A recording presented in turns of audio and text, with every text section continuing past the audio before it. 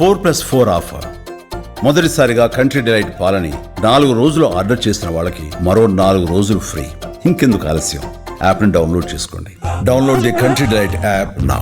రాజకీయాల్లో విమర్శలు చాలా హుందాగా ఉండాలి, కానీ ఆ పార్టీ ఈ పార్టీ అని కాదు, చాలామంది నాయకులు కాస్త శృతి మించే నోటికి పని చెప్తున్న పరిస్థితి. గతంలో చూసుకుంటే మనం కేసీఆర్ ముఖ్యమంత్రిగా ఉన్నప్పుడు ఆయన కూడా రేవంత్ రెడ్డిని ఉద్దేశించి చాలా మాటలు మాట్లాడారు, సన్నాసి అని అవి ఇవి చాలా మాట్లాడారు. అవన్నీ మనం ఇప్పుడు ప్రస్తావించుకోలేము. ఇప్పుడు కూడా నిన్న రేవంత్ రెడ్డి కేసీఆర్ను ఉద్దేశించి కొన్ని మాటలు మాట్లాడారు. ఆ మాటల మీద బీఆర్ఎస్ నాయకులు తీవ్ర స్థాయిలో విరుచుకుపడుతూ ఉన్నారు సార్. అదే స్థాయిలో ఒకసారి ఈ వివాదానికి కారణమైన రేవంత్ రెడ్డి మాటల్ని ఒకసారి స్ట్రేచర్ ఉందని అనుకుంటే ఆ స్ట్రేచర్ ఉందని విర్ర వీగితే స్ట్రెచర్ మీదకి పంపించరు. ఇట్లే చేస్తే ఆ తర్వాత మార్చరికి పోతారు. అది కూడా గుర్తుపెట్టుకోవాలి. మీరు మాకు స్ట్రేచర్ ఉందని అనుకుంటే ఆ స్ట్రేచర్ ఉందని విర్ర వీగితే స్ట్రెచర్ మీదకి పంపించరు. ఇట్లే చేస్తే ఆ తర్వాత మార్చరికి పోతారు. అది కూడా గుర్తుపెట్టు. కేసీఆర్కి ఒక స్ట్రెచర్ ఉంది, 10 ఏళ్ల పాటు ముఖ్యమంత్రిగా పనిచేశారు. ఆ తర్వాత అనారోగ్య కారణాల వల్ల స్ట్రెచర్ ఎక్కారు. ఇప్పుడు పద్ధతి మార్చుకోకపోతే మార్చురేకే పోతారు అంటూ కేసీఆర్ని ఉద్దేశించి రేవంత్ మాట్లాడుతూ ఉన్నారు. అంటే ఇది ప్రజలెవరూ హర్షించరు. ముఖ్యమంత్రి స్థాయిని తగ్గించడం అవుతుంది, తన గౌరవాన్ని తానే దెబ్బతీసినట్టు అవుతుంది. మరి రేవంత్ రెడ్డికి ఎవరు అడ్వైజ్ చేస్తున్నారో తెలియదు, కానీ ఈ రకమైన వ్యాఖ్యల వల్ల కేసీఆర్ పట్ల సానుభూతి పెరుగుతుంది, కేసీఆర్ పట్ల ఇమేజ్ పెరుగుతుంది. ఇప్పుడు కేసీఆర్కు స్టేచర్ ఉంది అంటే అది ఆ స్టేచరు చరిత్ర ఇస్తుంది. ఎప్పుడైనా ప్రజలు ఇచ్చిన స్టేచరు. ఎన్నికల్లో ఓడడము నేను కూడా చాలాసార్లు చెప్పాను, ఓడిపోయినంత మాత్రాన పొలిటికల్ స్టేచర్ పోదు అని, గెలిచినంత మాత్రాన్నే పొలిటికల్ స్టేచర్ రాదు. ప్రాసెస్ అది. డెఫినెట్గా రేవంత్ రెడ్డి చిన్నవాడు, రేవంత్ రెడ్డి లెక్కన అని బీఆర్ఎస్ నాయకులు అన్నా తప్పే. ఎందుకంటే రేవంత్ రెడ్డిని ప్రజలు ముఖ్యమంత్రి చేశారు, అది మర్చిపోకూడదు. సో అలాగే కేసీఆర్ ఓడిపోవచ్చు, కానీ నేను మాజీ ముఖ్యమంత్రిగా 10 ఏళ్ల పాటు రాష్ట్రాన్ని పాలించిన నాయకుడిగా, తెలంగాణ ఉద్యమ రథసారథిగా, తెలంగాణ కంటెంపరీ పొలిటికల్ హిస్టరీలో కేసీఆర్ పాత్రను ఎవరు కాదంటారు.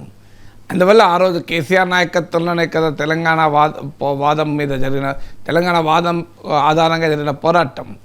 కేసీఆరే తెలంగాణ పోరాటం మలిదశ జెండా పట్టుకొని ఉండకపోతే ఇవాళ కాంగ్రెస్లో, ఆ రోజు తెలుగుదేశంలో, బీజేపీలో ఉన్న నాయకులంతా తెలంగాణ జెండా పట్టుకునేవారా? రియాలిటీ మాట్లాడదాం. ఎందుకంటే మీరు అటు చంద్రబాబు నాయుడు ముఖ్యమంత్రిగా ఉన్న సమయంలో అప్పటికి తెలంగాణ అనే పదమే అసెంబ్లీలో ఉచ్చరించడానికి వెనుకాడుతున్న రోజుల్లో తెలంగాణ జెండా మలిదశ ఉద్యమాన్ని పట్టుకున్నాడు. ఎందుకు పట్టుకున్నాడు? ఆయన మంత్రి పదవి ఇవ్వలేక పట్టుకున్నాడా, ఆయనకు రాజకీయ గుర్తింపు లేక పట్టుకున్నాడా? ఏదన్నా కానీ రాజకీయాల్లో అందరూ ఒక రాజకీయాల్లో మొత్తం నిస్వార్థంగానే ఉంటుందని అనుకుంటే పొరపాటు. రాజకీయాల్లో స్వార్థం ఉంటుంది, రాజకీయాల్లో వ్యూహం ఉంటుంది. బట్ ఏదైనా కేసీఆర్ మలిదశ తెలంగాణ ఉద్యమ జెండా పట్టుకునేదాకా తెలంగాణలో అన్ని పార్టీలు ఉన్న నాయకులు కూడా తెలంగాణ అనలే, మీకు గుర్తుంటే. అందువల్ల మనకు తెలంగాణ మలిదశ ఉద్యమాన్ని చేపట్టి తెలంగాణ రాష్ట్రాన్ని సాకారం చేసినటువంటి ఒక చారిత్రక పూర్వరంగంలో కేసీఆర్ పాత్ర ఖచ్చితంగా ఉంటుంది. నోబడీ కెన్ అండూ ఇట్ కదా. అందువల్ల దాన్ని స్టేచర్ ఉన్నది అనే దాన్ని మనం వెగట్టుగా వెకిలిగా మాట్లాడాల్సిన అవసరం లేదు. Stature stature. ఇప్పుడు ఇలా ప్రజలు ఓడించిన స్టేచర్ కూడా ఉంది, లేదని ఎవరంటారు? 10 ఏళ్ల పాటు నాయకుడిగా ఉన్నతను ప్రజలు ఓడించారు, అది కూడా వాస్తవం కదా. అందువల్ల స్ట్రెచర్ కావచ్చు, ఇంకా ఏదైనా కావచ్చు, ప్రజలు ఇవ్వరు. ఎవరైనా జీవితంలో అందరము ఎన్నడో ఒకరోజు మార్చరికి పోవాల్సిన వాళ్ళమే కదా. సో అందువల్ల కేసీఆర్ ఎందుకు, అది నేనైనా పోతాను, ఎవరైనా పోతాం కదా. మార్చరికి పోను అని ఎవరైనా చెప్పగలుగుతారా ఈ ప్రపంచంలో? నేను మార్చరికి పోకుండా ఉండగలను. మార్చరి అంటే హాస్పిటల్లో ఉంటే మార్చరికి పోతారు, మార్చరికి పోకపోవచ్చు. కానీ మార్చరి అంటే ఏంటిది? మరణానికి దగ్గర. మరణం ఎవరికైనా తప్పదు కదా. సో మరణం అనేది అనివార్యం కదా. సో అందువల్ల మనం ఎప్పుడు కూడా ఒక వ్యక్తిగతమైన స్థాయికి మనం ఎప్పుడు అందులో ముఖ్యమంత్రి పదవిలో ఉన్నప్పుడు అది శోభనివ్వదు. మరి రేవంత్ రెడ్డి ఎందుకు నోరు దాడుతున్నాడో తెలియదు. కంబాటివ్గా ఉండొచ్చు, కేసీఆర్ ప్రభుత్వ విధానాల మీద అటాక్ చేయి, కానీ కేసీఆర్ని వ్యక్తిగతంగా టార్గెట్ చేయడం అనేది పొలిటికల్లీ కూడా కాంగ్రెస్ ప్రభుత్వానికి, పార్టీకి సూసైడల్ అవుతుంది. ఎందుకంటే ప్రజలు అధికారంలో ఉన్నప్పుడు ఒక వ్యక్తిపైన ఉన్న కోపం, అధికారం దిగిపోయినాక ఆ వ్యక్తిపైన ప్రజల కోపం ఉండదు. ఇది కూడా మనం గుర్తుపెట్టుకోవాలి. సానుభూతి ఉన్నా లేకపోయినా కనీసం కోపం ఎత్తి ఉండదు. ఎందుకంటే ఆ సీట్లో ఉన్నప్పుడు కోపం ఉంటుంది. ఎందుకంటే ఆ సీట్లో ఉన్నప్పుడు అతను వ్యవహరించిన తీరు వల్ల కావచ్చు, అతను వ్యక్తిగా ప్రదర్శించిన యాటిట్యూడ్ అదంభావం కావచ్చు, యాక్సెసిబిలిటీ లేకపోవడం కావచ్చు, 1,000,000 ఫ్యాక్టర్స్ ఉండొచ్చు. కానీ సీట్లో లేనప్పుడు ఏమవుతుంది అంటే సమాజము అతని పట్ల కొంత మీరు అన్నట్లు కొంత సానుభూతి ఉండొచ్చు, లేదా ప్రతి మనిషి చేసిన పనుల్లో మంచి ఉంటే చెడ్డ ఉంటాయి. అధికారంలో ఉన్నప్పుడు ప్రజలకు చెడ్డవి గుర్తొచ్చినా అధికారం దిగినాక ప్రజలకు మంచి కూడా గుర్తొస్తాయి. సో అప్పుడు ఆ సానుభూతి పెరిగే అవకాశం ఉంటుంది. అందువల్ల అధికారంలో లేని వ్యక్తి పైన వ్యక్తిగతంగా టార్గెట్ చేస్తే అది అహంకారంలాగా కనబడుతుంది, కసిలాగా కనబడుతుంది. ప్రతిపక్షంలో ఉంటూ అధికారంలో ఉన్న వారిని టార్గెట్ చేస్తే అది పోరాటం అవుతుంది. అందువల్ల రేవంత్ రెడ్డి ప్రతిపక్ష నేతగా గడీల పాలన అంటూ కేసీఆర్ పైన ఫామ్ హౌస్ పాలన అంటూ జరిపిన పోరాటం అప్పుడు ప్రజలకు అది పోరాటంలాగా కనిపించింది, మా తరఫున ఉద్యమంలాగా కనిపించింది.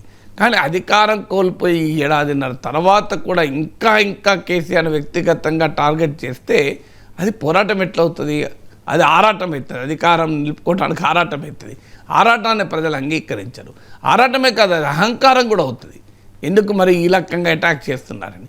అందువల్ల ఇది ఖచ్చితంగా ముఖ్యమంత్రిలో ఉన్న అసహనాన్ని తెలియజేస్తుంది. సో ప్రభుత్వాన్ని నడుపుతున్న వ్యక్తులు కాస్త హయ్యర్ లెవెల్ నుంచి మాట్లాడడం వల్ల ఉపయోగం. అయితే రేవంత్ రెడ్డి ఇలా అన్నాడా, కాంగ్రెస్ నాయకులు అనొచ్చు. ఇప్పుడు నేను చూశాను, దానికి రెస్పాన్స్గా కేటీఆర్ పిచ్చి కుక్క అని అన్నట్లు వచ్చింది పత్రికల్లో. అది కూడా ఇవాళ పేజ్ 1లో వచ్చింది. హరీష్ చాలా సీరియస్గా రియాక్ట్ అయ్యారు సార్. పిచ్చి కుక్క హద్దు మీరి ప్రవర్తిస్తోంది. సో హరీష్ అన్న అది 100% తప్పే. హరీష్ రావు స్థాయిలో అనాల్సిన మాట కాదు. హరీష్ రావుకు తెలంగాణ పాలిటిక్స్లో గౌరవప్రదమైన స్థానం ఉంది. పార్టీలకు అతీతంగా హరీష్ రావును వ్యక్తిగతంగా గౌరవిస్తారు కూడా. అలాంటి మరి ఆ స్థాయికి అతను కూడా కిందికి దిగడం అనేది చాలా పొరపాటు కదా. సో పొలిటికల్గా మీరు ఏమైనా అటాక్ చేయండి.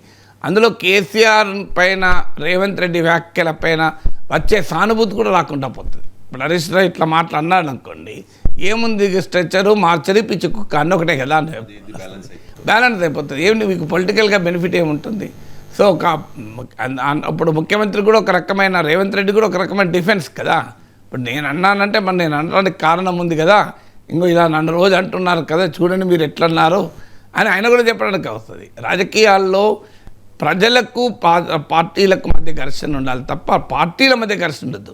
ప్రజా సమస్య ప్రతిపక్షం ఎప్పుడు ఉండాలి అంటే నిన్ను వ్యక్తిగతంగా ఏమన్నా అననియండి, మీరు ప్రజా సమస్యలపైన పోరాడండి, అప్పుడు ప్రతిపక్షానికి గౌరవం పెరుగుతుంది.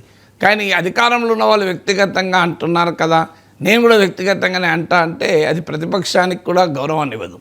ప్రతిపక్షం ప్రజల పక్షాన మాట్లాడినప్పుడు మీకు గౌరవం ఇస్తుంది. అందుకే కమాండో ఎత్తుగడల్లో ఒక సూత్రం ఉంది, ప్రత్యర్థి నిన్ను కొడితే అది ప్రజలకు తాకాలి, ప్రత్యర్థి నీవు కొడితే ఆ ప్రత్యర్థికే తాకాలి అని.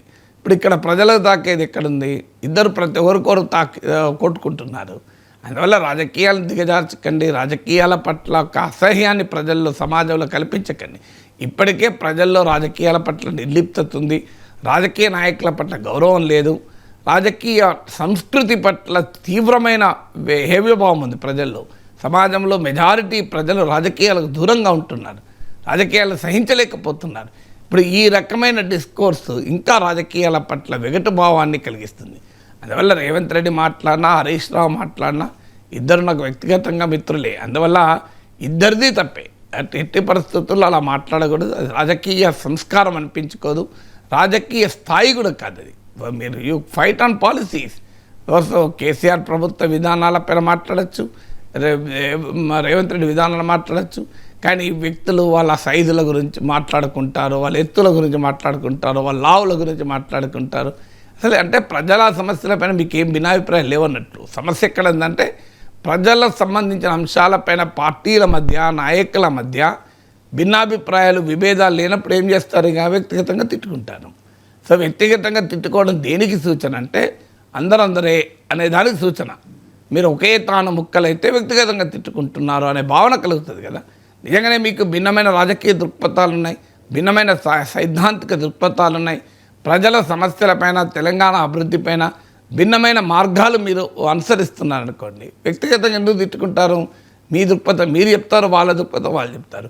సో మీకు ఏ దృక్పథం లేదనుకోండి, అప్పుడు ఏం చేస్తారు? వ్యక్తిగతంగా తిట్టుకుంటారు. సో అందువల్ల రాజకీయాల్లో ఎట్టి పరిస్థితుల్లో అంగీకరించాల్సిన అంశమే కాదు అది. అది ఏదైనా మీరు అది ఈ పదమైనా ఆ పదమైనా ఇవాళ పతాక శీర్షికలో మార్చరీలు పిచ్చి కుక్కలు చూసుకోవాల్సిన కర్మేంటి? సో తెలంగాణలో IT, BT, information technology, biotechnology, artificial intelligence, future city వీటిని మాట్లాడుకుంటున్న సమయంలో ఈ మార్చరీలు ఏంటి, పిచ్చి కుక్కలేంటి?